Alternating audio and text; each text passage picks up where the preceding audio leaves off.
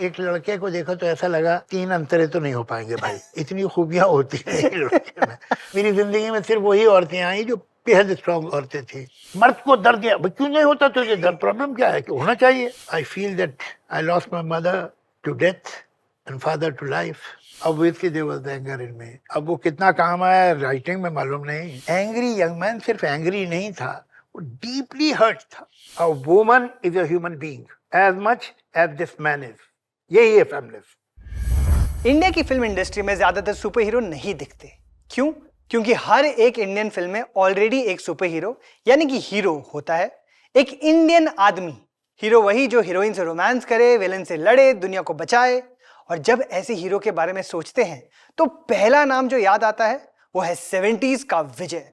पर असली हीरो वो है जिन्होंने विजय को हीरो बनाया, जिनका इंपैक्ट और इंपॉर्टेंस सिर्फ स्क्रीन प्ले और डायलॉग्स में ही नहीं, गानों में ही नहीं, बल्कि हमारी सोसाइटी और कल्चर में आज तक दिखता है। आज खुश तो बहुत होंगे हम, क्योंकि जिन्होंने हिंदी फिल्मों की जुबान लिखी, आज हम उनकी कहानी, उनकी जुबानी सुनने वाले हैं। दीवार में रवि के पास मां थी और इंडिया में आज हमारे पास जावेद साहब हैं। It is my great honour to welcome to our show our national treasure, कलम के जादूगर Javed sahab, Javed Akhtar. Thank you so much sir, so happy to have you here sir, please have a seat.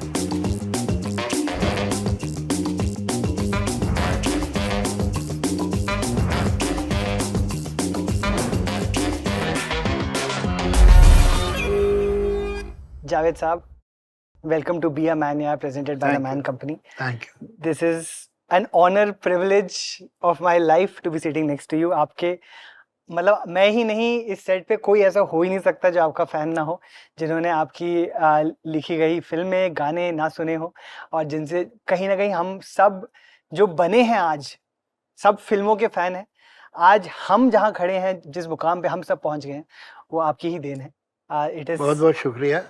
लेकिन मुझे मालूम है कि ये सब कुछ, ये जो इतनी मोहब्बत से आप बात कर रहे हैं, इसके बाद आप मुझसे बहुत टेढ़े सवाल करने वाले हैं। सर सवाल सारे प्यार भरे जी जी जरूर। हमारे शो पे हम प्यार की ही बातें करते हैं। एक्चुअली हम शुरू करना चाहते हैं, एक हमारा सेगमेंट है अनबॉक्सिंग बॉयहुड।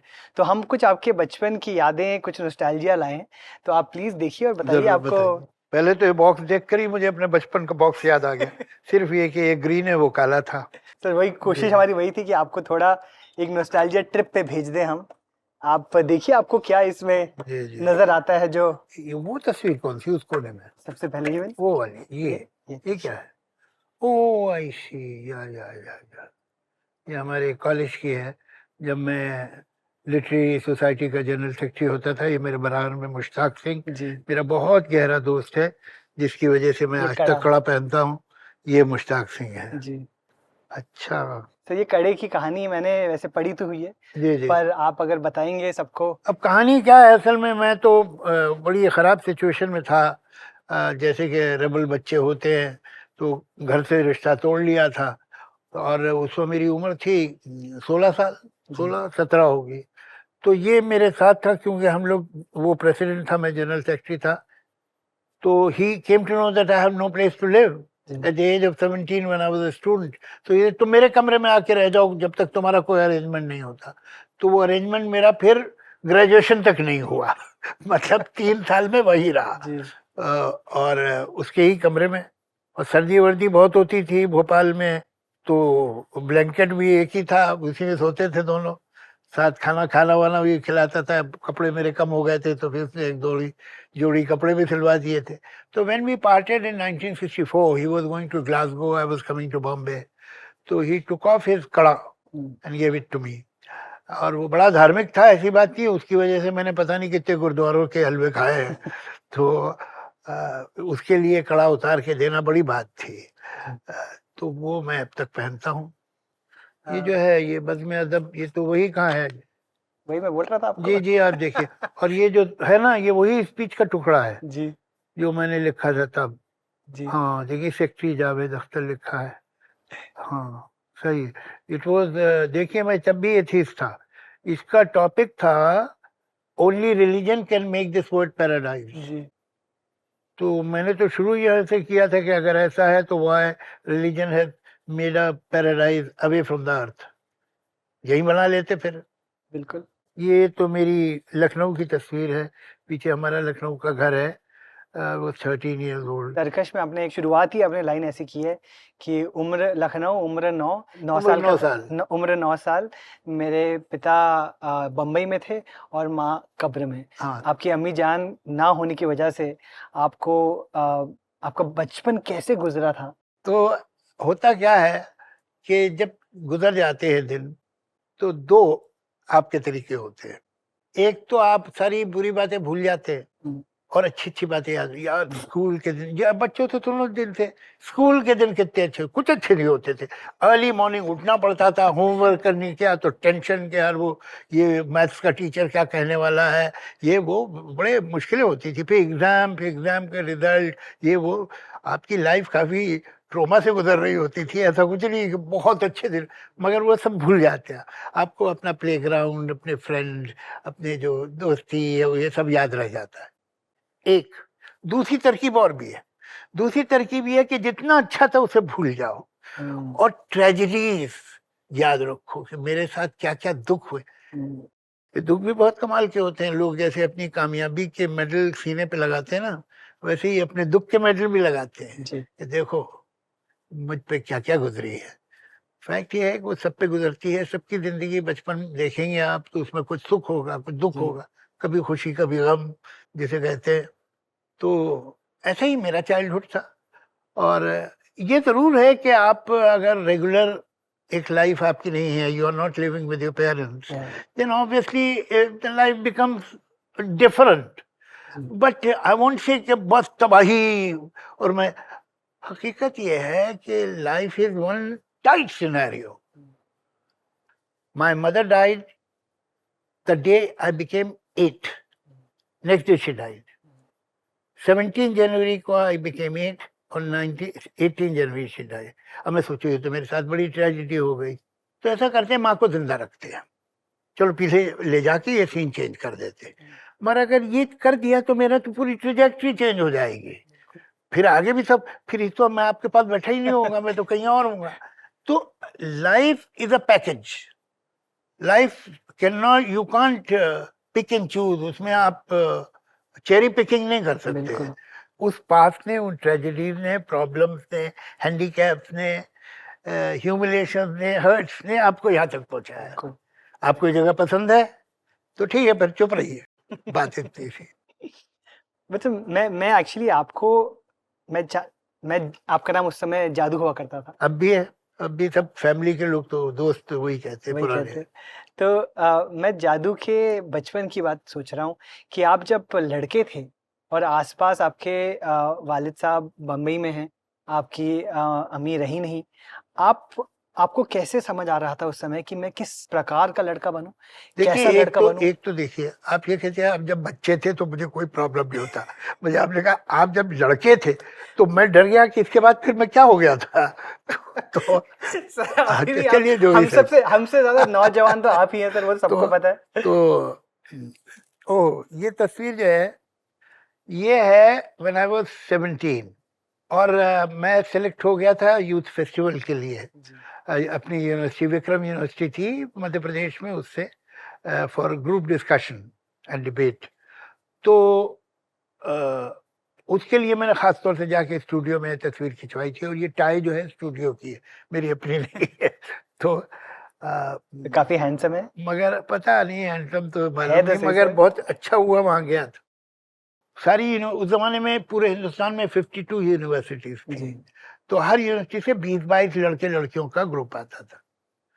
वहाँ मैंने अपनी ज़िंदगी में पहली दफ़ा अमजद खान को देखा था। He had come from Bombay hmm, university with a play, ऐ मेरे वतन के लोगों, and he was playing the lead and he was exceptionally good. उसके बाद 65, ये बात है 64 63 जी, की। जी, अब देखिए वक़्त गुज़रता गया, 73 आया when we were casting Sholay. जी, तो वो पहले डैनी लिए गए थे, डैनी लास्ट टाइम पे कुछ उनके दूसरे कमिटमेंट थे तो नहीं कर सके। अब 2 महीने में पिक्चर शुरू होनी थी and we were without a will. बिल्कुल। तो मुझे कमाल की बात ये है कि मैं उसका ज़िक्र करता था अमजद का, लेकिन मुझसे कहा सलीम साहब कि भई आप इनकी बहुत तारीफ़ करते थे जयंत साहब के छोटे लड़के की, तो why shouldn't we try him? Hmm, Ramesh Sippy ने उनका स्क्रीन टेस्ट लिया, द रेस्ट इज हिस्ट्री। या तो ये जो है, मुझे अमजद, इस उम्र में मैंने अमजद को देखा था, कमाल है। और after 10 years he was cast in Sholay. Sholay because of that play. जी जी। आ, सर ये आपके बचपन के मतलब कुछ चीजें हैं, इनमें से अगर आपको कुछ दिखता है सर, उस जमाने में कौन हाँ। से ऐसे या हाँ। एक्टर हो या फिर कोई ऐसी शख्सियत हो हम्म। जिनको आपको देखकर आपको लगता था मुझे इस तरह का आदमी बनना चाहिए? वो तो देखिए, बचपन में तो चेंज होता रहता ना। मतलब एक हफ्ते आप अगर देवानंद बनना चाहते तो अगले हफ्ते आप ने वो देख ली, पैगाम देख ली तो दलीप कुमार बनने लगते, फिर अगले वो आ गई श्री 420 तो राज कपूर हो जाते, या फिर सिंगर। मैं I have been a fan of Kishore Kumar right from my childhood. तो फिर मैं फैंटेसाइज करने लगता था, ऐसा सिंगर हो जाऊंगा मैं। अब भाई क्या बड़े हो गए, तेरी आवाज चेंज हो गई, ऐसी हो जाएगी, मगर फैंटेसीज होती है। फिर जब मैं कॉलेज में आया तो आई स्टार्टेड एडमायरिंग गुरुदत्त। तो मैं ऐसा सोचता था कि मैं जाऊंगा फिल्म इंडस्ट्री में, बीए पास करके मैं असिस्टेंट डायरेक्टर हो जाऊंगा जाके गुरुदत्त का, और 2-3 साल में मैं सब सीख जाऊंगा, उसके बाद डायरेक्टर हो जाऊंगा मैं। तो ऐसा कुछ था, प्लान तो काफी अच्छा था। क्लियर बिल्कुल। तो मेरे दोस्त पूछते भी थे, भैया जब तुम्हें यही करना है तो ग्रेजुएशन की क्या जरूरत है? उसकी एक वजह सिंपल सी है कि जो मैगजीन आते हैं हिंदी उर्दू के, उनमें एक पेज होता है किसी भी स्टार का या बड़े डायरेक्टर का या इसका, तो उसमें लिखा था पैदाइश फला सिटी दिल्ली, हाइट इतनी, आंखों का रंग इतना, फेवरेट कलर ब्लू, ये सब होते होते फिर एक उसमें लाइन होती थी एजुकेशन। जी। तो अक्सर फिल्म इंडस्ट्री वालों के आगे लिखा होता था ज्यादातर घर पे ही पाई है। तो मैं कहता, जब देखो मैं जाऊंगा तो मेरे लिए तो छपेगा ही जी। उसमें ये नहीं लिखा होना चाहिए कि ज्यादातर घर पे पाई है, ग्रेजुएट लिखा होना चाहिए। तो मेरा ग्रेजुएट होना बहुत जरूरी है। सर आप बड़े हुए अपने काफी रिश्तेदारों के साथ, आपको एक लड़का होना, मतलब अब तो हम लोग जेंडर की बहुत डिस्कशन करते हैं, हम कि कंडीशनिंग की डिस्कशन करते हैं, जेंडर नॉर्म्स और स्टीरियोटाइप्स की डिस्कशन करते हैं। उस समय कुछ ऐसा था आपके साथ कि लड़के को ऐसा होना चाहिए, लड़की को ऐसा होना चाहिए? नहीं नहीं नहीं, that way I have been very fortunate. I was born in a highly educated and forward looking family. मेरी माँ जो थी, जब से मैंने होश संभाला, मेरी आंट जिन्होंने मुझे पाला मेरी माँ के बाद, ये सब प्रोफेसर्स थी, और they were women in their own rights, and they had an opinion about anything under the sun. तो वो मैंने डोसाइल और बहुत ही डोमेस्टिकेटेड और सब में से औरतें देखी नहीं। मेरी जिंदगी में सिर्फ वही औरतें आई जो बेहद स्ट्रॉन्ग औरतें थी। I was married to Honey Irani, and Honey is a very powerful, very strong woman. And then after 11 years, for different reasons, we parted. And then I got married with Shamana. I don't think I need to tell you about her. तो मेरी तो जो मुझे ऐसा लगता है, चाहे औरत हो मर्द हो, अगर वो अपनी रिस्पेक्ट नहीं करता तो मेरी रिस्पेक्ट क्या करेगा? बिल्कुल। सर अब्बा आपके नहीं थे आसपास, वो बम्बई में थे जी। तो एक फादर का ना होना अराउंड यू एक बहुत ही बड़ी चीज होती है लड़कों के लिए स्पेसिफिकली, क्योंकि लड़कों को तो बोला जाता है ना, आप खानदान के नाम रोशन करोगे, आप बाप का नाम रोशन करोगे। हमेशा बोला जाता है शर्मा जी के लड़के हो, हमेशा कंपैरिजन में भी हमेशा बाप का नाम ही आता है। To not have him around, what was that? देखिए, मुझे लगता है आपने सही कहा कि लड़कों के लिए अजीब रिलेशनशिप है हिंदुस्तान में मर्दों की अपने बाप से। जी। फर्स्ट ऑफ ऑल, आप इतना अगर एडमायर करेंगे अपने बाप को, तो वो कहते हैं ना कि बड़े पेड़ के नीचे पौधा ही नहीं उग सकता, बड़ा पेड़ नहीं उगेगा। तो एक प्रॉब्लम ये है कि फिर वो जिंदगी भर वो पापा के बच्चे ही रहते हैं। You have to love and admire your father and then outgrow him, otherwise you will never become a man, you will remain a son. एक दूसरे, मैंने एक बहुत इंटरेस्टिंग बात देखी हमारी सोसाइटी में, लोग अपना बाप बनाते हैं, दे स्ट्रक्चर देयर फादर्स। ओके। मेरे बाप में ये खूबी थी, मेरे बाप में वो खूबी थी, मेरे बाप बात इस तरह से करते थे, मेरे बाप की इंग्लिश जो थी वो ऑक्सफोर्ड की थी, मेरे बाप उनको आती भी नहीं होगी शायद बोलना। ये बड़ी कॉमन प्रॉब्लम है कि अपने बाप में वो खूबियां बताते हैं और उसे खुद बिलीव करना शुरू करते हैं जो बाप में थी नहीं। जी इतनी क्या जरूरत है भाई? Obviously if you are born you had a father, your mother, none of them were perfect people. Correct हर एक में खराबियां, कमजोरियां, अच्छाइयां सब थी। Don't idealise them, understand them, love them, respect them, but they were the people. ऐसा कुछ नहीं, ऐसा कुछ नहीं। अभी तो आपके बहुत क्लैरिटी ऑफ थॉट है इस बारे में, जी पर मैं सोच रहा हूँ जब आप बड़े हो रहे थे और आपने लिखा भी है अपनी काफ़ी जी किताबों जी में जी कि आपका आप जब बम्बई भी आए थे 7 दिन के अंदर आपने अपने घर को छोड़ दिया था, जी अपने जी अपने वालिद साहब के यहाँ रहे नहीं थे जी। आप। उस समय आपकी क्या Yeah, I was very angry with him and I never used to tell anybody whose son I am. और अगर कोई मेरा दोस्त बताता था तो मैं उसे एडमॉनिश करता था, क्या जरूरत थी बोलने की तुम्हें। तो वो सब था, मगर अब वो गुस्सा तो नहीं रहा, अब खत्म हो गया। और I think it ended with his death. लेकिन चलो ये हमारा यही पैकेज था। तो I feel that I lost my mother to death and father to life. वाह सर मैंने आपकी मदर ने कुछ चिट्ठियां लिखी थी, कुछ खत लिखे थे जी हाँ जी हाँ। जिसमें आपके बारे में काफी जी जी बातें जी लिखी जी गई थी। जी जी। आ, आपने अपने बारे में क्या जाना उनकी नजरों से, उनके अरे खतों बहुत से? सारी बातें जो मुझे धुंधली सी याद थी वो उसमें मुझे पढ़ने को मिली। एक तो क्या होता है, आपको एक बात बताऊं, there is only one wonderful baby in this world hmm, and every mother have that baby. तो दादा उसमें जो बिल्कुल मालिक थे या, आपके बारे में, उसको take it with the pinch of salt. वो लेटर बहुत से लोगों को नहीं मालूम होगा तो मैं जरा सा एक्सप्लेन कर दूं कि मेरे माँ बाप की शादी 9 साल चली। After 9 years she died. And most of the time, because of the circumstances, they were not living together. जी They were in different दोनों प्रोफेसर्स थे अलग cities. अलग यूनिवर्सिटीज में। But uh, she used to write a letter to him every day. वाह, तो उसमें बहुत सारे किस्से हैं अजीब अजीब से। जैसे कि मैं छोटा सा था तो हम तो भाई कम्युनिस्ट घर में पैदा हुए थे, वहाँ स्टालिन की तस्वीर लगी हुई थी। तो स्टालिन को मैं जनरली 4-5 साल की उम्र में मानता था कि मेरा दादा है। somebody must have told him he's your grandfather. I believed it. तो for quite some time I believed that Stalin is my grandfather. जी तो उस जमाने में कहीं I was in perhaps KG, senior हाँ, KG। तो टीचर ने कहा कि अपना फ्लैग बनाओ, नेशनल फ्लैग बनाओ। तो मैंने red flag with hammer sickle बना दिया। तो टीचर ने जल्दी से अलग रख लिया because that was the time when communist party was banned. जी तो चूंकि मेरी मदर को जानती थी तो अलग रख दिया। And she came home and she said कि देखिए आपके बच्चे ने बनाया है, आप भी गवर्नमेंट कॉलेज में पढ़ाती हैं, आपकी भी नौकरी चली जाएगी। जी। तो ऐसी कुछ होती रहती थी बातें। Sir do you remember if you were you loved as a child? Do you feel you got adequate love? Oh yes, oh yes. Yeah. Actually, I was born on my mother's side. After 21 years, a child was born in that Oh, wow. family. तो obviously बहुत ज़्यादा लाड मिला मुझे बचपन में up to N as.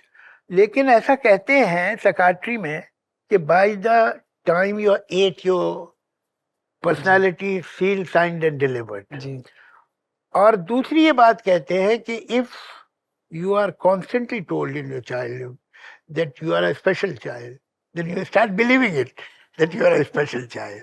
And that confidence helps you all through your life. हाँ, तो मुझे ऐसा लगता है कि it sounds slightly pompous, but it's a fact. जी कि in my worst times I was never pessimistic. हाँ, तो शायद वो जो 7-8 साल की उम्र तक इंजेक्ट कर दिया गया था कॉन्फिडेंस, वो जिंदगी भर काम आया।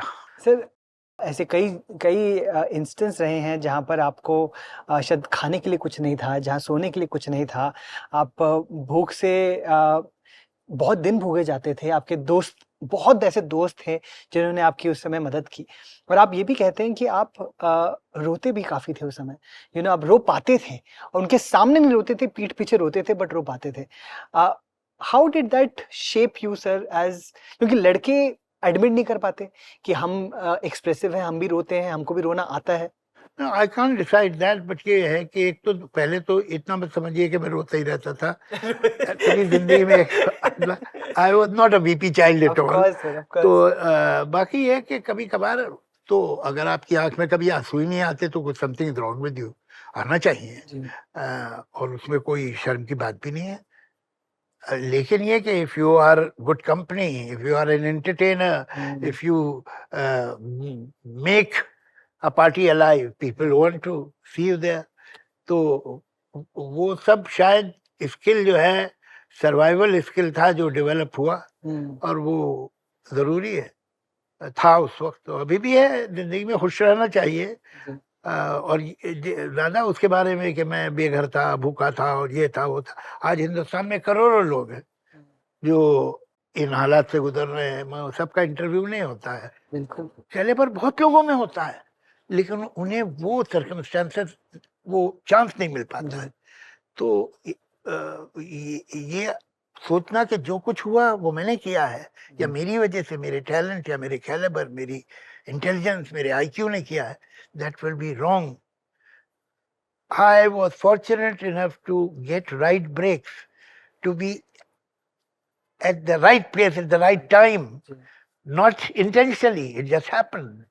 तो सर, आपने ये कितनी बढ़िया बात बोली है। मैं तो इसका जिक्र इसलिए कर रहा था क्योंकि बहुत कम आदमी होते हैं जो एक्चुअली कह भी पाते हैं कि हम हम हमेशा ये होता है कि नहीं मैं कभी रोया नहीं हूँ। Actually, men, Indian men particularly, and men all over the world generally, are very confused and very vague about this concept of a man. उनको अभी वो क्लियर ही नहीं है। और ये जो है, मैं कभी रोया नहीं हूँ, मर्द को दर्द है, क्यों नहीं होता तुझे दर्द, प्रॉब्लम क्या है, कि होना चाहिए। ये सब बेकार बातें हैं। कभी कभी मुझे लगता है, आपने देखा होगा 50-60 की फिल्में जो होती है ना, उनमें वो नंदा और सारा बानू और हीरोइन, ये कोई कभी सीन में लड़का बनती थी, कल्पना कार्तिक थी, वो टैक्सी में लड़का इस भेस में घूम रही। अब जब वो लड़का बनती थी तो कैसे बात करती, और सुना यार कैसा है तू, लड़के तो ऐसे बात नहीं करते हैं। ये शम्मी कपूर और बिस्वाजीत और दूसरे एक्टर जब लड़की बनते थे तो गिगल कैसे उंगली दांत में दबा, लड़कियां तो ऐसे गिगल नहीं करती हैं। You tend to exaggerate when you want to project what you are not. तो आप वो जो असली वाला है ना, उससे भी आगे निकल जाते हैं, इसलिए कि आपके अंदर ये कॉन्शियसनेस, ये गिल्ट है कि मैं वो नहीं हूं। This is the problem with man. They exaggerate their manliness because they think that they are not man enough. Wow. एक और चीज है, नहीं साहब, माँ की इज्जत होनी है। अच्छा, औरतों में एक स्पेशल स्टेटस दे दिया गया माँ को। किसकी माँ की इज्जत होनी चाहिए? मेरी माँ की। अच्छा ठीक है, वेरी गुड, सूट्स में।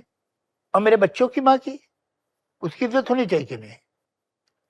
अच्छा, मेरी मैं 17 जनवरी को पैदा हुआ, तो 16 जनवरी को मेरी मदर रिस्पेक्टेबल थी कि नहीं थी, या 17 को हुई? 17 को अगर हुई तो रिस्पेक्टेबल तो मैं हूँ, इज्जत मेरी होनी चाहिए। वो तो she is basking in reflected glory. सब नॉनसेंस है। वैसे दर्जा देते हैं ताकि उनसे काम करा पाए, उनसे सैक्रिफाइस करा पाए। हाँ बिल्कुल बिल्कुल। उनसे ये कह पाए कि आप तो आपको हम इज्जत दे रहे हैं, नहीं आप इज्जत मत दीजिए जी। एक बात बताऊं आपको, कोई भी मोहब्बत which is devoid of respect is fake, false. कोई भी इज्जत which doesn't offer you empowerment, that is also fake. मैं आपसे मोहब्बत करता हूँ इसलिए मैं आपकी इंसल्ट करता हूँ, ये कौन सी लॉजिक है भाई? ये तो कोई लॉजिक ही नहीं है। बिल्कुल सर, मुझे आपकी फिल्मों के बारे में काफी बातें करनी है, बट मैं एक सवाल आपसे पूछना चाहता हूँ कि आपने अपनी हर किताब में लिखा है कि आपने एक ही first and last love letter लिखा था 15 साल की उम्र में। yeah. मैं ये समझने की कोशिश कर रहा हूँ वो फर्स्ट तो समझ आया, लास्ट क्यों था? इसलिए उसके बाद कभी नहीं लिखा मैंने। कोई रीजन, ऐसा क्या लिखा था उस लेटर के अंदर, ऐसा क्या उसका रिस्पांस मिला आपको कि आपने कुछ नहीं मुझे it brought the desired results, ऐसा कुछ नहीं, फेल नहीं हुआ था, माफ कीजिएगा। हाँ, तो I was 15 and she was पर 14 इयर्स ओल्ड। ओके। तो अब वो सब ठीक है। और मेरी हैंड राइटिंग तब भी अच्छी नहीं थी, अब भी अच्छी नहीं है, तो वो मैंने फेयर करा अपने दोस्त से तो उसने उसको फेयर अच्छी तरह से लिखा, खूबसूरत हैंड राइटिंग। उसके बाद जरूरत नहीं पड़ी कभी। अच्छा। हाँ, फिर? मगर मैं अपने कॉलेज में I had become almost a professional love letter writer, इसलिए Okay. कि जब मैं भोपाल में था तो ज्यादातर जो रोमांस होते थे वो बाय कॉरेस्पॉन्डेंस ही होते थे। मुलाकात तो महीने डेढ़ महीने में एक बार होती थी, लेकिन वो लेटर चलते रहते थे। तो मैं अपने दोस्तों के लव लेटर्स लिखता था। उसके बाद वो कमबख्त अपने दोस्त लाने लगे जिसे मैं जानता भी नहीं हूँ, यार सुनो इसका बड़ा प्रॉब्लम हो गया है और इसका ये झगड़ा हो गया है, तो तुम एक लेटर ड्राफ्ट करो, ये नाम है उसका, ये तो तुम बताना कि ये बहुत गुस्से में है, लेकिन इतना नहीं कर देना कि वो रिलेशनशिप ही टूट जाए, तो जरा संभाल के थोड़ा। तो इस तरह ऑन डिमांड एंड कमीशन भी मैंने लेटर लिखे हो, जिसके बदले में मुझे पिक्चर दिखा दी जाती थी, या चाय और समोसा, या एक चीज होती थी क्रीम रोल, वो तो मिल जाता था, साथ में चाय पिलाते थे जी। और थैंकफुल फील करते थे वो लोग। तो ये सब मैंने दूसरों के लिए काम किया है, लेकिन खुद के लिए उसका लिखने की जरूरत नहीं पड़ी क्योंकि नहीं। आपके खुद के लिए मैं जो शुरू में, बाद में तो मैंने छोड़ दिया था। लिखना बंद कर दिया था आपने? हाँ, मतलब या दोस्तों के भाई बहनों के लिए डिबेट का लिख देता था। मुझे तो जब मैं फिल्म इंडस्ट्री में आया था, no idea that I will become a writer, although I was a ferocious reader. मैं पढ़ता बहुत था फिक्शन, अब नहीं पढ़ता हूँ, अब मैं नॉन फिक्शन पढ़ने लगा हूँ। तो मैंने सोचा था कि जब मैं डायरेक्टर बनूंगा तो मैंने अपनी कास्ट नहीं फाइनल की थी, मगर डायलॉग राइटर फाइनल कर लिया कि ये डायलॉग राइटर तो मेरा यही होगा जिसने वक्त और कानून में डायलॉग लिखे। अख्तरुल ईमान नाम था उनका, बहुत अच्छे आदमी थे, बहुत अच्छे शायर भी थे। ये तो क्या हुआ, जब मैं असिस्टेंट डायरेक्टर था तो अपनी यूसेज दिखाने के लिए कि भाई आप को जरूरत हो तो मैं लिख देता हूँ, कोई सीन की जरूरत होती थी तो एक आध दफा मैंने लिख दिया, वो पसंद आया। मैंने अपनी पहली picture as a dialogue writer, I was not even 20, 19 and half, जो एक पिक्चर थी सरहदी लुटेरा, वहां सलीम साहब से मुलाकात हुई और उन्होंने मुझे बहुत इनकरेज किया, अरे नहीं आप डायलॉग लिखिए, आप सरहदी लुटेरा जैसी पिक्चर में आप ऐसे डायलॉग लिखते हैं तो आप अगर कोई इस तरह की पिक्चर मिलेगी जिसमें पॉसिबिलिटी ज़्यादा हो, ड्रामेटिक फिल्म हो, इमोशनल फिल्म हो, तो आप तो कमाल करेंगे, आप जरूर लिखिए। एंड मेरे राइटर बनने में उनका बहुत हाथ है। बिल्कुल। फिर उन्हें क्या मालूम था कि हम दोनों साथ में ही करने लगे। बिल्कुल। सर सलीम साहब, आपने आगे उनके बारे में काफी ऐसा बोला है कि उनकी करेज और उनके गट्स देखकर आपको बहुत इंस्पिरेशन मिलता था। I feel like you had a lot of, I mean at least जो आप लिखते थे, जहाँ जहाँ लिखा है आपने, मुझे तो ये समझ आ रहा है कि आपके अंदर भी एक एंगर था जो आप दैट यू जरूर रहा होगा, जरूर होगा, शायद हम दोनों में ही था। उनमें क्यों था इसकी वजह वो बेहतर जानते होंगे, मुझे तो दिखाई देता है because of my circumstances and because I was totally on my own and I felt let down by my father, rightly or wrongly, that is not the point, but so obviously there was the anger in me. अब वो कितना काम आया writing में मालूम नहीं, लेकिन बहरहाल था ऐसा। अब सलीम साहब से क्या सीखे as a human being, as a man, आपने क्या सीखा उनसे? मैंने उनसे करज सीखी कि डरो मत, क्या होगा, नुकसान हो जाएगा, भाई नुकसान ही हो जाएगा ना, नुकसान के लिए तैयार रहो, अच्छा ठीक है नुकसान होगा, अब क्या बचा। तो इस मामले में ही, I was angry but within a shell, he took me out of that shell and make me breathe more freely. ये उनका मेरी जिंदगी में बहुत बड़ा कंट्रीब्यूशन। सर ईगो, हम हमेशा ये सोचते हैं कि मेल ईगो बहुत बड़ा है, आपकी तो ऐसी पार्टनरशिप रही है जो जिसने that has defined Hindi cinema. ये आप उस समय कैसे नेविगेट करते थे एक ग्रेसफुली, दो आदमी कैसे एक वर्ड आपने बोला ईगो, ये it is one of the most misunderstood and misconstrued word, ego. because perhaps the boundaries are very porous. हम्म, कौन चीज कहाँ खत्म हुई कहाँ शुरू हुई बड़ा मुश्किल है डिसाइड करना. What is the difference between self-respect and arrogance? Hmm, What is the difference between self-confidence and total lack of flexibility? हम्म, मैं आपको एक सिंपल तरकीब है, ये लिटमस टेस्ट है. बताइए. सेल्फ रिस्पेक्टिंग आदमी अपनी ईगो बड़े आदमी के सामने रखता है. हम्म, एरोगेंट आदमी अपनी ईगो छोटे आदमी के सामने रखता है. Self respecting man is tolerant towards the weak person, but an arrogant man is intolerant of the weak and submissive in front of the strong. Self respect का आपका टेस्ट कमजोर के साथ थोड़ी है. सेल्फ रिस्पेक्ट का टेस्ट आपका powerful के साथ है. यार ये बहुत बड़े आदमी हैं, नहीं इनके यहाँ तो मैं नहीं झुक सकता, देखा जाएगा. वहां तो पैर पकड़ लेते हैं और जो वीकर है उसको बताते हैं कि मेरी सेल्फ रिस्पेक्ट और मेरी ईगो क्या है. That is conceit, that is arrogance. आपने आपकी जो आपकी इतनी लंबी पार्टनरशिप चली और जब आपने एक दूसरे के साथ काम करना बंद किया, उसके बाद भी आप बहुत अच्छे दोस्त रहे हैं. हाँ नहीं खैर वो जो रिलेशनशिप थी वो तो नहीं रही. अब तो मुलाकात कभी कभार होती है, लेकिन ये कि एक बेसिक डिसेंसी जो आपकी अपब्रिंगिंग में डाली जाए वो तो रहती है. तो कोई हमने उसका बहुत तमाशा नहीं बनाया और उसका एक भरम रखा जो रखना चाहिए. शरीफ लोग ऐसे ही करते हैं. वो क्यों, उससे बेहतर मिसाल तो है मेरी एक्स वाइफ की. आमतौर से शादी टूटे वो भी 11 साल के बाद तो things can become very ugly. For a while there was a tension because obviously she was hurt, but gradually things changed and today we are best of friends. अगर आप मुझे बोलेंगे 3 अच्छे दोस्तों का नाम बताओ तो एक तो मैं हनी का नाम लूंगा, 2 सोचूंगा. और यही हनी की साइड है that she has total confidence in me. जी. And we share jokes, we share emotional moments, we are best of friends. Sir आपने काफ़ी ऑनेस्टली अपने अल्कोहलिज्म के बारे में बात की है, उस समय जो हुआ करता था आपके साथ. मुझे हमेशा से ये समझ थी और मुझे लगता था एक ज़माने में कि आप सब्सटेंस अब्यूज़ या फिर शराब या ड्रग्स तब लेते हैं जब आप एज अ मैन एक्सप्रेस ना कर पाएँ, अगर आपके अंदर बॉटल्ड अप इमोशन हो.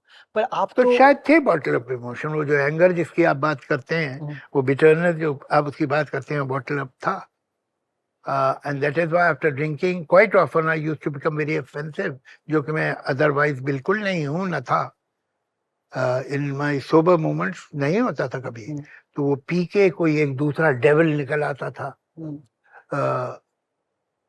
तो मैंने जिंदगी में 2-4 जो अच्छे काम किए उनमें से किए कि 31st of July 91, that was the last time I drank and never drank again. Never took a sip of champagne. जो cheers करते वो भी नहीं. मैंने होटल लगाया.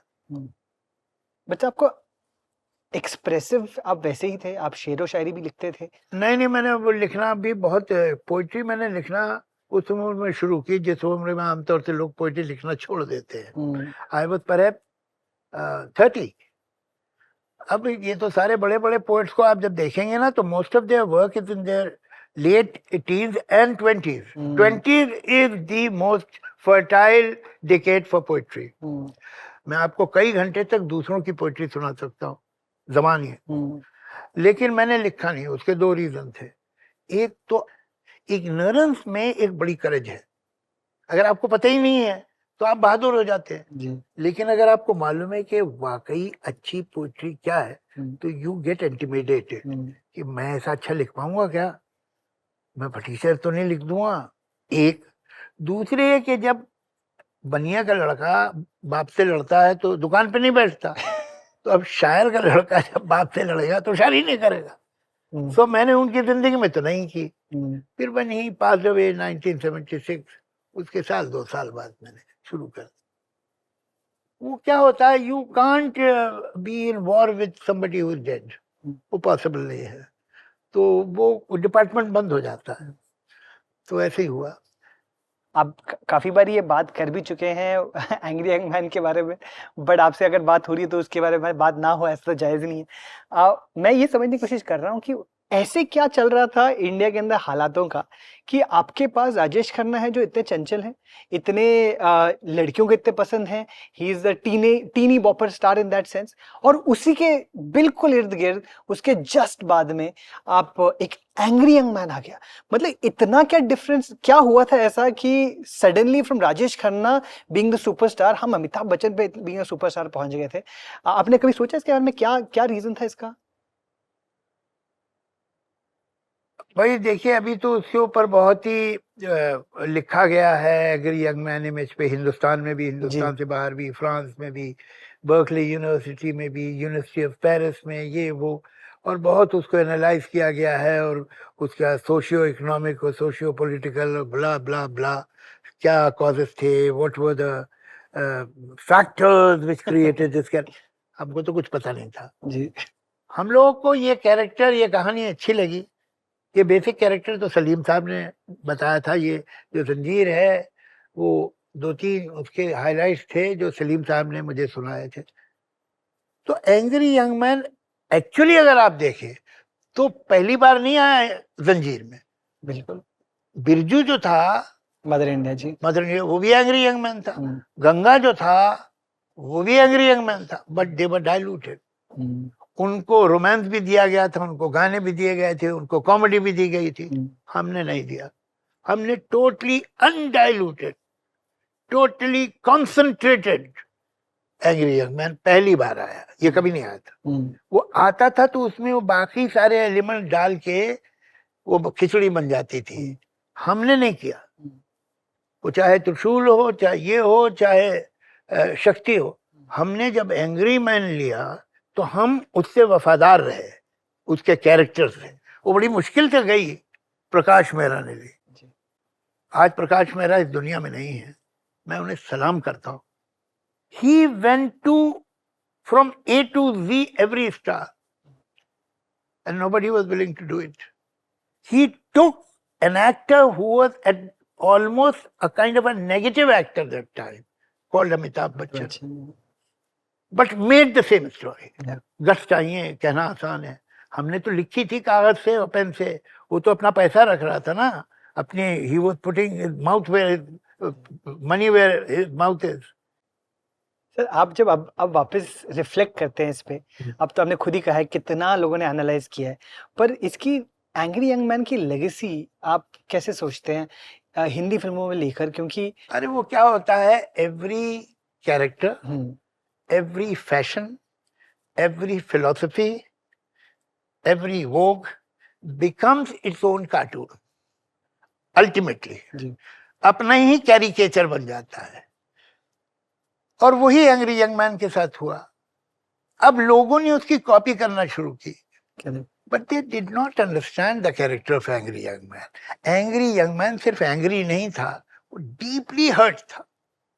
अमिताभ बच्चन के जब आप सीन्स देखेंगे तो आप देखेंगे कि this is the man who is deeply hurt and that's why he is angry.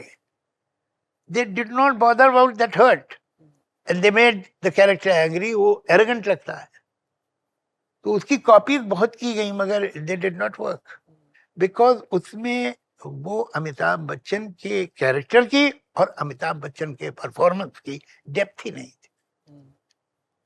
आप देखिए, दीवार देखिए, रंजीत देखिए, he is getting angry not because he is powerful, not because he is privileged, because he is hurt. तो उस गुस्से में आंसू थे। उस समय अपने बच्चन साहब से आपकी बात होती थी कि ये क्या बन रहा है हमारे साथ, उनका क्या थॉट था कि he was the one who was being given these roles repeatedly? विजय बन गया था एंग्री यंग मैन। हाँ, तो we were almost like a team, you know. तो वो तो हम टेकन फॉर ग्रांटेड लेते थे, और he also would take it for grant कि भाई ये तो मैं ही करूंगा, या ये यही करेंगे, लिख रहा है तो हम किस एक्टर के लिए, उन्हें मालूम है कि मुझे यही करना है, अगर सलीम जावेद ने लिखा है तो ठीक है। तो वो उस तरह की टीम थी जब तक रही, और राइटर जो होते हैं बड़े फिनिकी होते हैं, वो हमेशा शिकायत करते रहते हैं, अरे साहब मैंने क्या लिखा था, क्या बोल दिया उसने, बात ही नहीं बनी। मेरा तो उल्टा है, मुझे तो कई सीन ऐसे लगते हैं कि वो इतने अच्छे थे नहीं डायलॉग जितने अमिताभ बच्चन ने बना दिए कई जगह। जैसे बताएं। मतलब जैसे शान में एक सीन था जहाँ वो परवीन बाबी के साथ भागता है, फिर पुलिस रोक लेती है, and then he is talking about Gulab Chand and Phool Chand, the way he has performed it. अगर यही सीन किसी ऑर्डिनरी एक्टर को आप देते तो इतना अच्छा नहीं होता। जी जी जी। एक और फिल्म है अमिताभ बच्चन का चूंकि जिक्र निकला है, Mili, nobody mentioned it. I consider Millie one of his finest performances. And he was an angry young man in that. Brilliant performance. But nobody talks. Main character Jaya ji का था and she was also fantastic. तो वो सारा attention Jaya जी को मिल गया। ये बहुत कमाल का काम किया था। जैसे दीवार, त्रिशूल, जंजीर की आप बात करें, उसके साथ आप मिली की भी बात किया कीजिए, बहुत अच्छा काम था। बिल्कुल सर। उस समय आप, मैं ना एक्चुअली री रिलीज हुई थी अमिताभ बच्चन की फिल्में, और देवानंद की भी फिल्में अभी री रिलीज हुई हैं स्क्रीन में, जो पीवीआर ने किया था फेस्टिवल। मैं काला पत्थर देखने गया था, डॉन देखी, अमर अकबर एंथनी देखी। उस जमाने की जो फिल्में थी 70s की जो आपने लिखी थी, बहुत टाइट फिल्में थी। और उसके अंदर जो मुझे एक चीज कॉमन लगी और जो मुझे नोटिस में आया कि आज जो अब साउथ इंडियन सिनेमा के अंदर काफी जो मासी सिनेमा रहता है साउथ इंडिया का, उसके अंदर जो इंट्रोडक्शन होती है हीरो की, दरवाजा तोड़ना, ये वो करना, वो उसी जमाने से इंट्रोड्यूस किया आपने। मुझे ये समझ नहीं आ रहा कि अगर आपका जो आपने बाइबल एक क्रिएट किया है about the hero in an Indian film और हिंदी फिल्म, वो साउथ में तो अभी भी चल रहा है, नॉर्थ के अंदर but somehow it has gotten missed. वहां भी देखिए वो अल्टीमेटली अपना कैरिकेचर बन रहा है। अब वो मैन अगर है तो वो है जिसका जूता एक औरत चाटे, तो वो एंग्री यंग मैन का या स्ट्रॉन्ग मैन का कैरिकेचर बनना शुरू हो चुका है। ऐसा ही होता है। अब ये हमारे यहाँ जो अभी बच्चे हैं जो फिल्म डायरेक्ट कर रहे हैं, most of them are Bombay born. इनके बाप बाहर से आए थे, छोटे शहरों से, तो उनको छोटे शहरों की अंडरस्टैंडिंग थी कि जहाँ हिंदुस्तान रहता है ज्यादातर, तो इनको नहीं है। They are children of a cosmopolitan city. Then their first language is English. They dream in English. They have not grown up on old Hindi pictures. They have grown up on continental, some of them who are more sophisticated, or others Hollywood movies. तो आपने, मैं actually आपसे हमेशा, मुझे हैरानगी इस बात की है क्योंकि आपने पहले भी मेंशन किया है एनिमल के सीन के बारे में। आपने देखी पिक्चर? नहीं, तौबा कीजिए। क्योंकि मैं यही सोच रहा था आपने देखी क्यों? नहीं, मैं क्योंकि क्यों देखूं? मुझे तो बताया लोगों ने, और वो पेपर में आया कि वो कहता तो मेरे जूते चाटो, वो झुकती है, शुक्र है सीन काट दिया उन्होंने वही, और कुछ इस तरह की बातें उसमें, स्लैप फ्लैप भी है जी। तो नसीर साहब लास्ट सीजन में आए थे, उन्होंने कहा था कि वो तो देख ही नहीं पाते आजकल।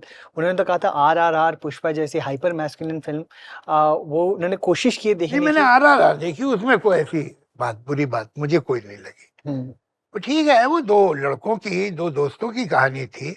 मैंने तो अपनी जिंदगी में कोई भी फीमेल ओरिएंटेड फिल्म नहीं लिखी है। सीता और गीता आप कह रहे तो कहने लगा, नहीं लिखी है।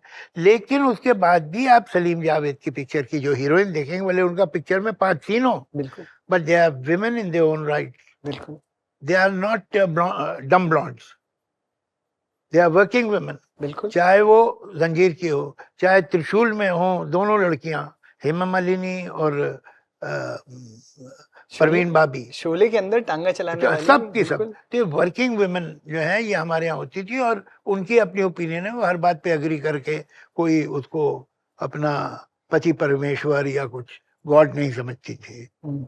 मगर ये कि शायद मेरा तो ये प्रॉब्लम है कि मैं ज्यादातर घर में रहा ही नहीं हूँ, तो मेरा उतना ऑब्जर्वेशन नहीं है वो। I have lived more in male society, तो जो भी वजह होगी, it's a handicap as a writer कि मैं why I couldn't in my whole career couldn't write a decent, strong, woman-oriented script. I have not. It's a fact. तो but जो आप बात कह रहे हैं वो मैं भी एक्चुअली आपकी फिल्मोग्राफी में यही मानता हूँ कि आपकी फिल्मों में मिसोजिनी नहीं थी। आपकी फिल्मों में heroines as you said working characters, working professionals थे। उसके बाद भी जब वो फिल्में इतनी चली और एंग्री यंग मैन वाला तो निकल गया आगे, ये प्रोग्रेसिव विमेन वाला कॉन्वर्सेशन वहीं कैसे रह गया? वो आगे क्यों नहीं बढ़ पाया? नहीं, वो और लोगों ने बढ़ाया। वो महेश की पिक्चर थी अर्थ, महेश भट्ट की, बहुत अच्छी पिक्चर थी और लोगों ने किया। और इवन मेन स्ट्रीम सिनेमा में भी आज हीरोइन वो नहीं है जो आज से 40 साल पहले, 30 साल पहले थी। अब वही देखिए, मैंने आपको एक बात बताई कि जब आप वो नहीं हैं जो आप प्रिटेंड करना चाहते हैं, तो यू टेंड टू एग्जैजरेट। एक पिक्चर थी ये चोपड़ा साहब की, जब तक है जहाँ जब तक है। उसमें डायलॉग है इसका, one of the heroines, 2 heroines थी, एक का कि मैं दुनिया में जितनी नेशनलिटीज हैं, हर नेशनलिटी के एक आदमी के साथ सोने के बाद शादी करूंगी। अरे भाई, तू इतनी मेहनत क्यों करेगी? तू एम्पावर्ड है, तू मॉडर्न है, तू कूल है, फॉरवर्ड लुकिंग, मान जाते हैं ना। इतनी मेहनत करने की जरूरत नहीं है तुमको, बहुत नेशनलिटीज है दुनिया में, उस चक्कर में मत पड़ो। अब ये क्या है, ये डायलॉग का क्या मतलब है और कहाँ आ रही है? यश चोपड़ा की फिल्म है। Because they want to fake that this is an empowered girl and they are not very clear what is an empowered girl, so they are exaggerating. अभी एक डेब्री है, वो पुराना तो गिर गया, जो थी बलिदान देने वाली हिंदुस्तानी औरत, जो हस्बैंड मुजरा सुन के शराब पी के घर आता था तो गिर पड़ता था बेड पे, वो उसके जूते उतारती थी, वो तो नहीं रही, मैं चुप रहूंगी। लेकिन अभी ये मॉडर्न औरत क्या, कौन है? I think people are not clear about it. But why do you think that male film makers समझ ही नहीं पाते कि आजकल के इतने प्रोग्रेसिव वर्ल्ड के अंदर how to write a strong female character? इतना क्या है मेल गेज में मुश्किल समझना कि अच्छी एक मॉडर्न इंडियन लड़की कैसे लिखें? देखिए, समाज क्लियर नहीं है। जब समाज क्लियर नहीं होगा तो फिल्म में कैरेक्टर भी। देखो, हम इतनी टैलेंटेड श्रीदेवी, इतनी talented Madhuri Dixit, they were ruling the rules for almost 10-12 years. उन्हें अपने पूरे करियर में कोई लार्जर देन लाइफ औरत का रोल नहीं मिला। मीना कुमारी को मिला। मीना कुमारी को इसलिए मिला कि उस वक्त की मोरालिटी क्लियर थी कि भाई पतिव्रता, मैं चुप रहूंगी, या पाकीज़ा जो जुल्म सह रही है वो है हीरोइन, तो उन्हें मिल गया। नूतन को मिला बंदनी और सुजाता में, when she was a victim। ये जो मॉडर्न औरत है, ये क्या है? क्योंकि आपको नहीं मालूम, तो आप माधुरी जैसी टैलेंटेड एक्टर को, श्रीदेवी जैसी टैलेंटेड एक्टर को एक लार्जर देन लाइफ रोल नहीं दे सके। हमने देखा तो था एक लिटिल बिट ऑफ, जैसे आप शोले के अंदर भी हेमा मालिनी की बात करें, एक there was a little bit of bubbling under the surface, but वो एंग्री यंग वुमन क्यों नहीं बन पाया? When an angry young man could exist, why could an angry young woman not come out of our cinema? Society में पूरी तरह नहीं आई। Society ही clear नहीं थी। सोसाइटी अभी भी क्लियर नहीं है, बिकॉज जो कंजर्वेटिव है वो कहता है अगर मैं मॉडर्न औरत को डिफाइन करूंगा तो I lose a lot of territory. जो लिबरल है वो डरता है कि मैंने डिफाइन किया तो समबडी विल आउट लिबरल मी। अच्छा, बस इतना ही तुम कहते हो? तो वो प्रॉब्लम ये है कि अभी ये वेग है, but images will come out होगी। अभी ये नए लोग हैं। जोया की फिल्मों में जो औरतें हैं, दे आर टुडेज विमेन।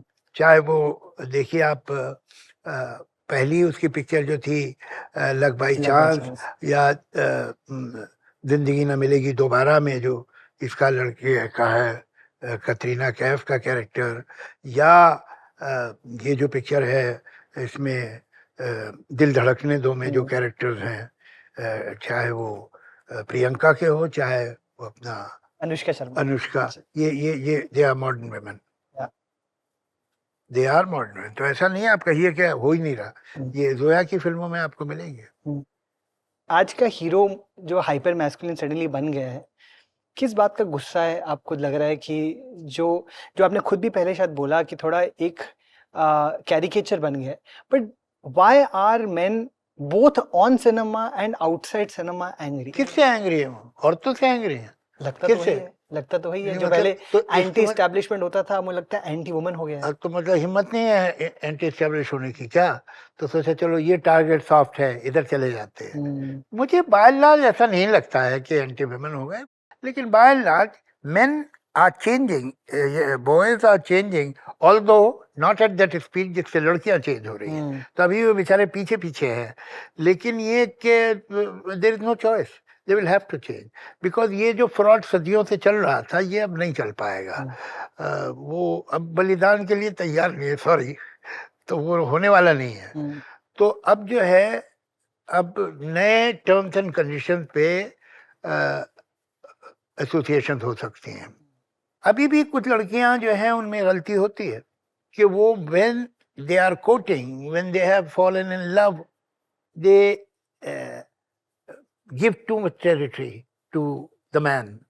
मतलब अगर एक लड़का है जो कि just to dominate her would say that I don't like you to wear the sleeveless, so she will not wear the sleeveless and feel very happy about it. कि what a girl I am, you know, he told me and I'm not doing it. बिल्कुल बकवास है ये, it's nonsense. देखो मैं पहनती हूँ sleeveless, और जब मेरी तुम्हारी कभी गलती से शादी भी हो गई तब भी पहनूंगी, तुम्हें एक्सेप्टेबल हो तो ठीक है, वरना कल से फिर वी आर जस्ट फ्रेंड, ये रिलेशनशिप खत्म करो। They have to protect their territory, वो तभी बर्दाश्त मत करो, वो क्लियर रहना चाहिए, तब इनकी आदतें ठीक होंगी। सर आपने कहा जैसे एंग्री यंग मैन एंग्री इसलिए था क्योंकि उसमें दर्द भी था। आज के नौजवानों के अंदर जो एंग्री होते हैं आदमी लड़के, उनको उनमें भी आपको कोई दर्द दिखता है? क्यों नहीं देखना? जब इतनी बेरोजगारी होगी सोसाइटी में, इतना डिप्रेशन होगा, इतनी महंगाई होगी, तो एक एवरेज घर का बच्चा डिप्राइव्ड होगा ना, किसी हद तक जरूर होगा, लेकिन उसका जो उत्साह है, it should not turn into violence, it should turn into some introspection and better values and be more constructive in life and society. And I think ultimately इसका जो कैरेक्टर बनेगा और जो पसंद आएगा लोगों को, वो वही है कि जो एक डिसेंट आदमी हो, सेल्फ रिस्पेक्टिंग हो, giving, willing to give respect to other, not only to men but to women, but not willing to take an injustice towards himself और एनीबॉडी। वो आदमी हमको अच्छा लगेगा। सर हम कैसे बदले समाज को ताकि ऐसा नहीं, कुछ हो पाए?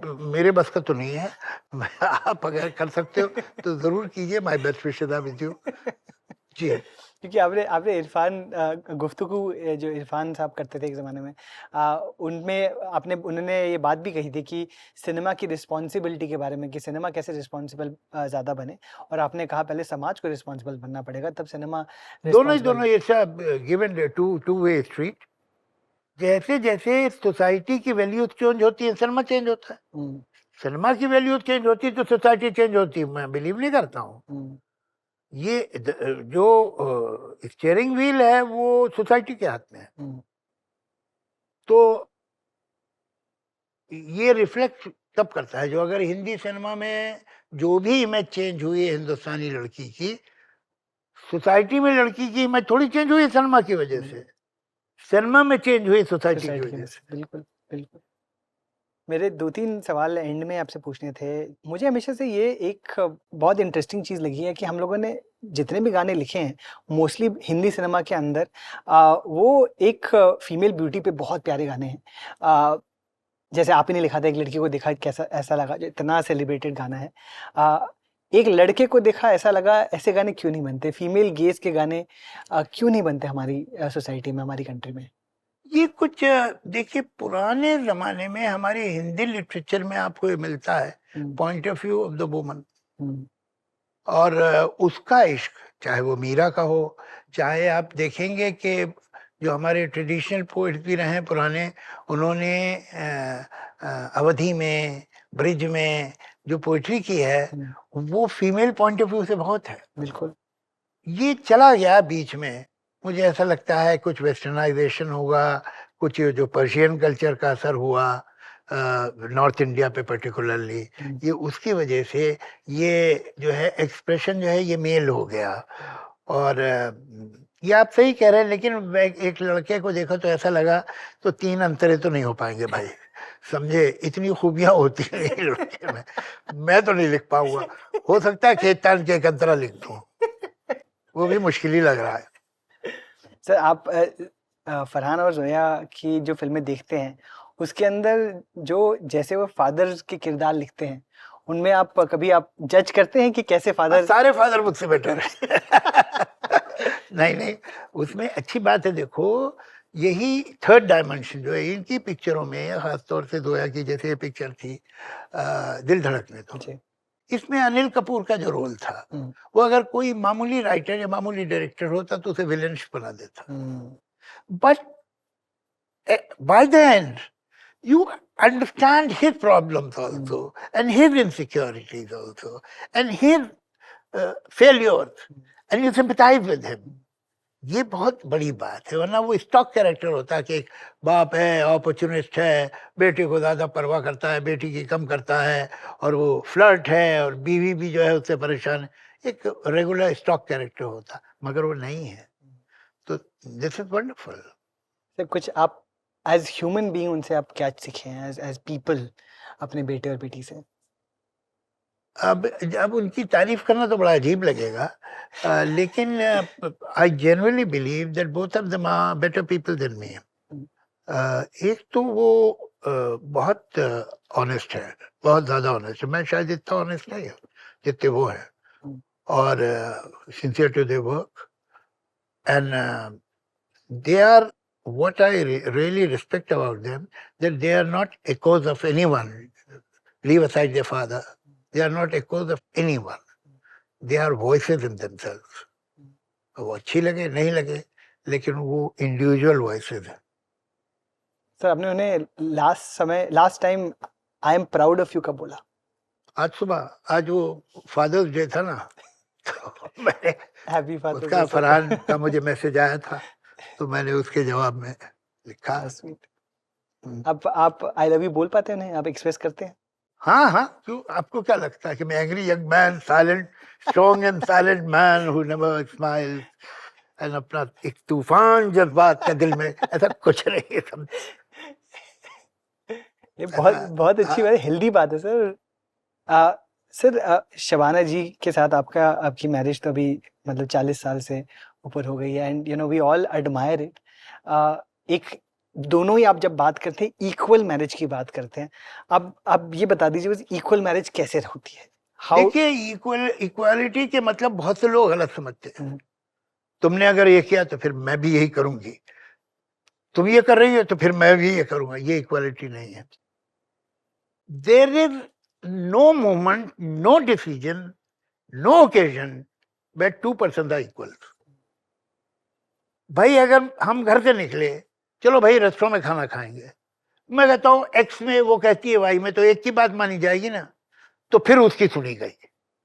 रिलेशनशिप में ये परमानेंट अगर है कि इसकी बात मानी जाएगी तो वो इनइक्वल रिलेशनशिप है। अगर ये है कि कभी इसकी मान ली कभी उसकी मान ली, चलो इसकी 4 बार मांगी उसकी 3 बार मांगी, इसलिए उसको इतना शौक ही नहीं था चौथी बार भी करने का, वो इक्वल रिलेशनशिप है। But in every moment, every occasion, at every occasion, someone will be dominating. But ये जॉब परमानेंटली किसी को असाइन नहीं होना चाहिए।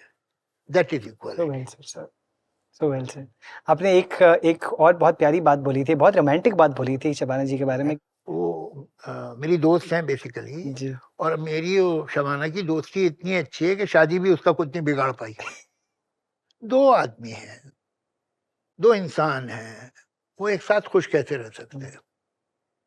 वो एक साथ तभी खुश रह सकते हैं चाहे वो पार्टनर हो, चाहे वो 2 भाई हो, चाहे वो हस्बैंड वाइफ हो, चाहे वो बॉयफ्रेंड गर्लफ्रेंड हो, चाहे वो फ्रेंड्स हो, जब दोनों में म्यूचुअल रिस्पेक्ट, म्यूचुअल लव हो, उसके साथ ये एक्सेप्टेंस हो कि हम में से कोई स्टार और दूसरा प्लेनेट नहीं है, we both are stars and जिस तरह मुझे अपने कोई एम्बिशंस, अपने आरजुएं, अपनी तमन्नाएं, अपने सपने रखने का अधिकार है, वैसे ही दूसरे को भी है. You So interesting. cannot expect to have a successful marriage at the cost of one person's unhappiness. बिल्कुल. चाहे वो happiness, चाहे वो मेल हो या फीमेल हो. जी. सर मैं हाँ. अंत में ये पूछना चाहूँगा कि आपने अगेन तर्कश मैं पढ़ रहा था आपकी किताब, उसमें एक आपने लिखा था एंड में कि जब आपकी अम्मी जान चल बसी तो आपकी खाला ने आपको बोला था जी हाँ. कि आप एक दिन जी जी आप कुछ बन के दिखाना. जी. आपको लग रहा है आप बन गए? नहीं नहीं सर, मुझे नहीं लगता. ये ठीक है. आई विल बी अनग्रेटफुल अगर मैं कहूँ कि मैं कहीं पहुंचा ही नहीं, इस वजह से कि जिंदगी has been kind to me. लेकिन at the same time I see that I could have done much more than what I have done, and I should do much more than what I have done. तो वो satisfaction कि मैंने तो अब तीर मार दिया, हो गया, मुझे नहीं है. जी. ऐसा आपको लगता है आपको कुछ अभी भी ऐसा है जो अचीव आपको अभी करना बाकी है? Oh yes, oh yes, oh yes. I think I must write much more poetry than what I have done. I have to write a Agreed. couple of very good scripts. बहुत लंबा gap हो गया है. People have forgotten. वो अब ये अपने glorious past पे बहुत दोनों नहीं जी सकते. I must write a good script. At least two good scripts. और पोइट्री करना चाहिए. आजकल गाने जो हैं मैं उनसे खुश नहीं हूँ जिस तरह के आते हैं. मगर अभी एक बहुत अच्छी चीज़ हमने शंकर महादेवन और मैंने, he is like family to me. तो हम दोनों ने एक बनाई है कंपनी जिसमें हमारे एक थर्ड पार्टनर भी हैं, गुनगुना लो. ओह वाह. उसमें कंपनी फॉर्म की है जिसमें everyone worth his or her salt has become a shareholder. वाह. और उसमें शर्त यह है कि हर साल कम से कम आप 4 नए गाने इसमें डालेंगे. It be a kind of a musical Netflix. वाह. तो उसमें जो रॉयल्टी है वो मोर देन 60% उसको चाहेगी जिसने गाना बनाया है. सर आप अगर जादू को, जो छोटा जादू था उस समय लखनऊ में, अलीगढ़ जी को, जी. उसको कुछ अभी कहना चाहेंगे, क्या कहेंगे उसको? मैं एक तो ये कहूँगा यार, वो सुनो, तुमने बड़े होके कोई 20-25 साल शराब पी है, वो नहीं करना. बहुत टाइम वेस्ट हुआ उस. I think I wasted at least a decade of my life where I could do much more, but because of all this, I wasted it. I could have done so much. I could learn a musical instrument. I could learn another language like say French or Persian. मेरे पास time था और मेरे पास facility थी. तो मैंने गपशप में और घूमने फिरने में, बकवास में गुजारा. वो अच्छा नहीं किया मैंने. कुछ और चीजें सीखनी थी. सर आई होप आपकी लर्निंग कभी ना रुके, और मुझे लगता भी नहीं रुकेगी. अगर आप कह रहे हैं अब 2 स्क्रिप्ट, मैं तो चाहूँगा आप और भी बहुत लिखें, आप गाने भी बहुत लिखें. एंड इट इज़ खो गए हम कहाँ में भी आपके गाने मुझे इतने पसंद आए जो अभी आपने हाल ही में लिखे थे. So it has been such again a privilege to be here. Thank you so much sir. You been here for so long. But yeah I hope you enjoy these also. हमारे सेगमेंट है women want to know. हम कुछ ऐसी women जो आपको शायद आप जिन्हें जानते हो, एक क्वेश्चन है आपके लिए उनका. Can we play the question please?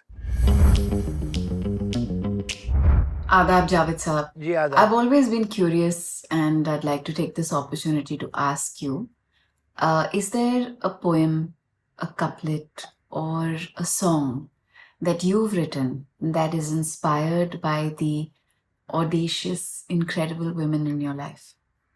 अगर हो तो please हमें सुनाइए. Thank you. There are 2 poems. One is titled Shabana and another is Doraha.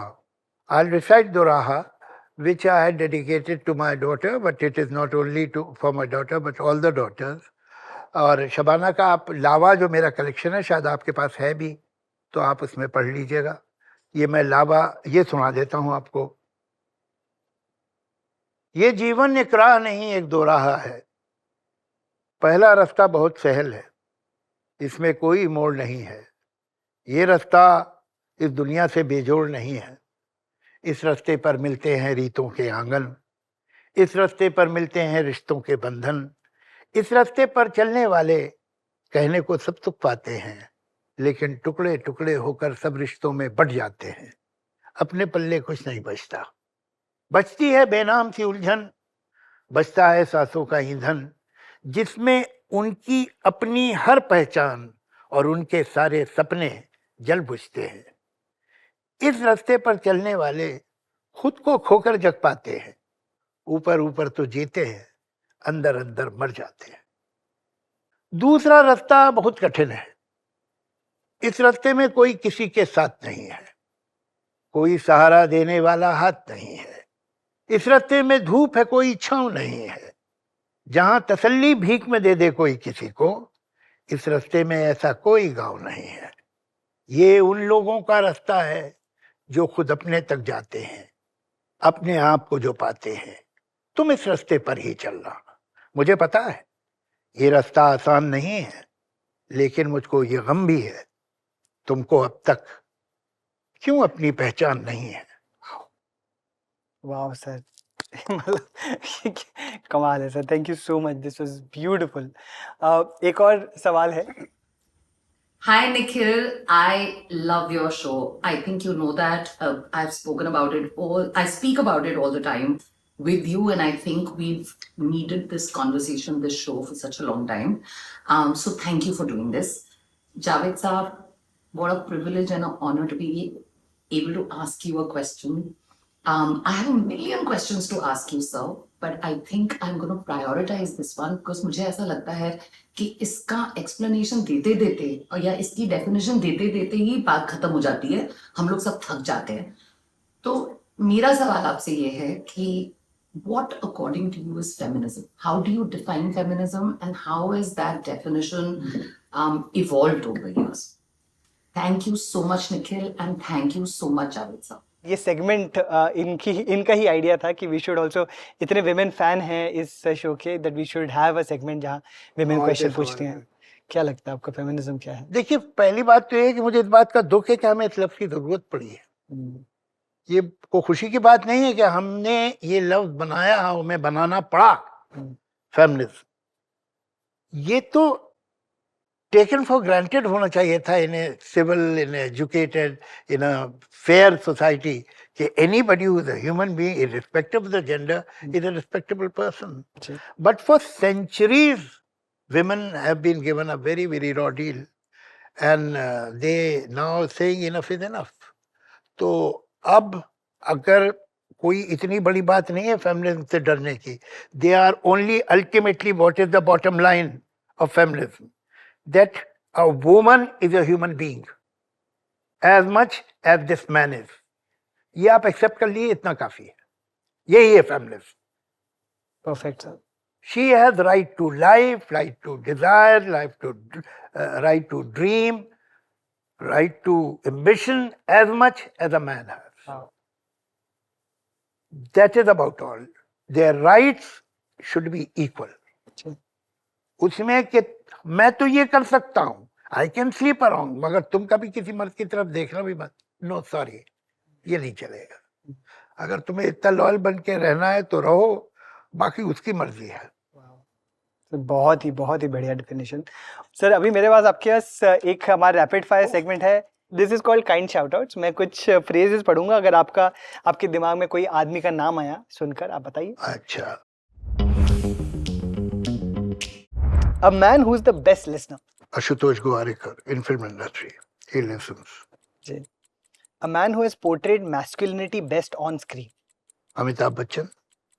I mean of course बिल्कुल। And he has never been indecent with any female character. Never. At least in our films. बिल्कुल sir, बिल्कुल। A man whose mind fascinates you. There are many. Yeah. Like Richard Dawkins. Of course. उन्होंने आपका award भी दिया था। Yeah. The kindest man you know. Mahatma Gandhi. The sexiest man you know. मेरे हिसाब से तो मुझे तो sexiest man का कैसे अंदाजा होगा? लेकिन ये कि I observed that perhaps there was a time when Dharmender was the sexiest man in Hindi films, because on one side he was so masculine, on the other side there was inherent humility and charm in him. Perhaps you can say that. Who would you say is the Jay to your Viru? Well, I had a friend in my childhood. When I was 11, we became friends, and we remained friends. And a few years back, he died. It's very interesting that our trajectories were totally different. But every time we would be on the same page. बावजूद इसके कि मैं कहाँ किधर दूसरे दुनिया में चला गया था, वो दूसरी दुनिया में गया था. We were best friends. And उनका नाम क्या था? Farhan. Farhan. And that's why my son's name is wow. Farhan. एक खास उम्र होती है तब दोस्त बनते हैं. उसके बाद तो सब acquaintance होते हैं. And most of them are business acquaintances. So, final question: a young man from today's industry who inspires you? Ranveer Singh जो है is a very, very talented actor, and I see tremendous possibilities in him. पता नहीं उसे खुद इतनी possibilities दिखती है कि नहीं. कोशिश तो कर रहे हैं. मगर उसमें बहुत बात है. जी. सर हमारा फाइनल सेगमेंट एक कॉम्प्लीमेंट्स है आपके लिए. The segment is called men complimenting men. It's presented by the Man Company. हमने कुछ ऐसे आदमी जिन्होंने आपको कॉम्प्लीमेंट दिए इंटरनेट पे, उनके कॉम्प्लीमेंट्स लाए हैं. आप पढ़ेंगे. आई think it will put a smile on your face. Javed साहब उस किताब की तरह है जिसको जब पढ़ो तो उसमें कुछ ना कुछ अलग ही मिलता है. अनिल कपूर. चलिए, अनिल कपूर किताब पढ़ते हैं भाई. आप लोग क्या समझते हैं? बहुत गलत रहा है आपकी. दीपांकर दास. Why it feels like that I can sit with Javed sir for whole of my life, listening to his words, and he still won't get bored. I'll suggest he should take this chance. अगर इस देश में पहले बुद्धा जैसे idol, बाद में भगत सिंह जैसे क्रांतिकारी और आज के समय में जावेद जैसे थिंकर न होते तो क्या होता? Sounds very logical and reasonable. जी सर. सैयद इफ्तिखार होगा आगे. जावेद अख्तर, आपने जनाब हमेशा सोच की सोच बदली है. ये बहुत मजेदार है. Javed Akhtar looks Farhan Akhtar more than Farhan Akhtar. Do you agree? मुझे कभी कभी एयरपोर्ट पे होता हूँ या किसी होटल की लॉबी में तो 2-3 लड़कियां 18-20 साल की भागती हुई मेरी तरफ आ रही होती. तो मैं सोचता हूँ बैठा, अवसर नहीं है, खत्म नहीं हुई कहानी, अभी भी कुछ है. तो आके कहती है, uncle you look exactly like Farhan. तो मैं उनसे कहता हूँ, बेटा तुम तो अभी कह रही हो, मैं तो 5 साल का था तब से लोग बोल रहे हैं कि बिल्कुल फरहान जैसा लगता है. देखो, तो हमेशा से सुन रहा हूँ. It is sad to see him getting old. Long live Javed Sahab. Okay. तो ये एक लास्ट पढ़ेंगे. Farhan Akhtar. Happy birthday pa. You know what you mean to me and to every person whose life, thinking and work you have influenced for the better. Love you. Thank you.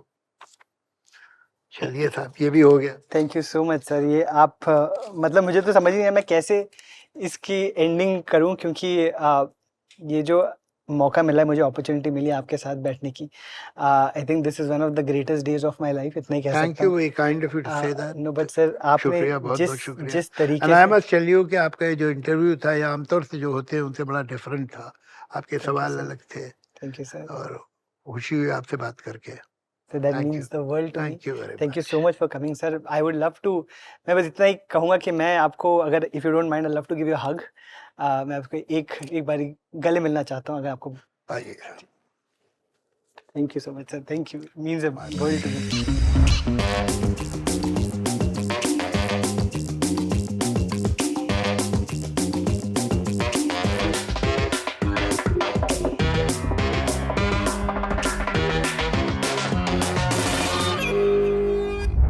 Be a man यार, but उससे पहले be a human यार. If you liked this conversation with the great Javed Saab, please like, share and subscribe to We Are Yuva on all platforms. Thank you for tuning in to Be a Man yaar, presented by the Man Company. Listen to the extended and unfiltered conversations before any other platform, only on Amazon Music, included with your Amazon Prime membership. Angry young man सिर्फ angry नहीं था, वो deeply hurt था. अमिताभ बच्चन के जब आप scenes देखेंगे तो आप देखेंगे कि this is a man who is deeply hurt, and that's why he's angry. They did not bother about that hurt, and they made the character angry. वो arrogant लगता है. As a kid, I just thought my parents had a lot of money. The minute I picked up the racket, they saw a big, happy Rohan. Common topic among the boys there especially was whose dad was more strict. Growing up, you're never taught to really go and express yourself. I feel my wife being a psychologist also really helped in the way of communicating on how I was feeling. Everybody just writes you off. You just go through the most difficult time. We are not a sporting country, to be honest. We go to watch the celebrity of the sport.